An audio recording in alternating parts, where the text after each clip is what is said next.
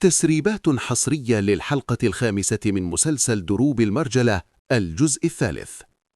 قبل أن نبدأ اضغط إعجاب واشترك في القناة واذكر الله في التعليقات ليصلك كل جديد أولا بأول. الآن نعود سريعا لأحداث الحلقة السابقة، ثم في النهاية نكشف أخطر تسريبات الحلقة القادمة.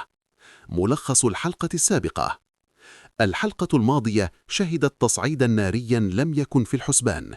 فزاع يحاصر داخل المستشفى بعد فشله في الهرب ويقع في قبضة شاهين. يبدأ صراع عنيف بينهما، ويتمكن فزاع من السيطرة على شاهين ويخنقه بقوة كاد أن يفقد معها حياته. لكن في اللحظة الحاسمة تتدخل رشة وتوجه لكمة قوية لفزاع أربكته وأنقذت شاهين من موت محقق. يحاول فزاع استعادة توازنه والاندفاع نحو رشة للانتقام، إلا أن الأمن يتدخل في اللحظة الأخيرة، يرفع السلاح نحوه ويجبره على التوقف والاستسلام بالكامل. شاهين يعود إلى منزله، يحاول أن يعيش لحظة هدوء مع رشة، لكن التوتر لا يفارق الأجواء. في الوقت نفسه يصل إلى المدينة جراح ومعها قمر ومهاوش. قمر تبدو منزعجة من شاهين ورشة، وتحاول فرض وجودها بطلب النوم عند رشة، فيجبر شاهين على مغادرة غرفته والنوم مع مهاوش. على الجانب الآخر يتم نقل فزاع إلى السجن، لكن الطريق لا يمر بسلام. العقرب ورجاله يقطعون الطريق، يطلقون النار بكثافة ويحررونه في عملية جريئة. قوات الدولة تلاحقهم بقيادة الضابط الذي قبض عليه في المستشفى، لكن فزاع يستخدم قنابل دخانية تمنحهم فرصة الهروب. المفاجأة الكبرى: مبروك يراقب المشهد بصمت ويتتبعهم حتى يصل إلى منزل الشيخ رشاش. الحلقة تنتهي بلحظة مريبة.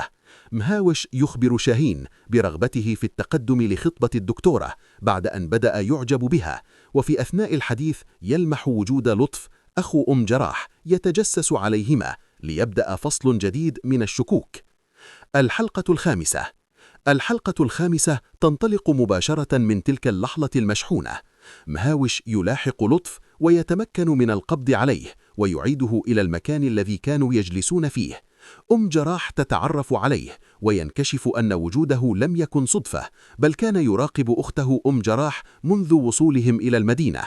في المقابل فزاع لا يضيع الوقت، يجتمع سرا مع الشيخ رشاش ويبدأان التخطيط لإعادة تشغيل مصنع المخدرات واسترجاع الشاحنة المصادرة. الخطة تعتمد على تمويه محكم وتحركات سريعة قبل أن تكتشف الدولة شيئا. شاهين ومهاوش يذهبان إلى المستشفى للتأكد من وضع فزاع ليصدموا بخبر هروبه رسميا، لكن الأمر لا يقف عند هذا الحد.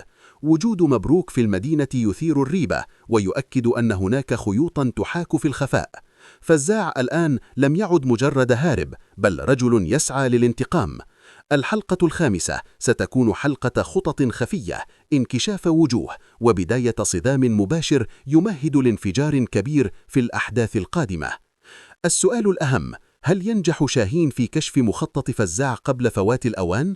أم أن فزاع هذه المرة سيوجه ضربته القاضية؟ ترقبوا حلقة نارية لا تفوت.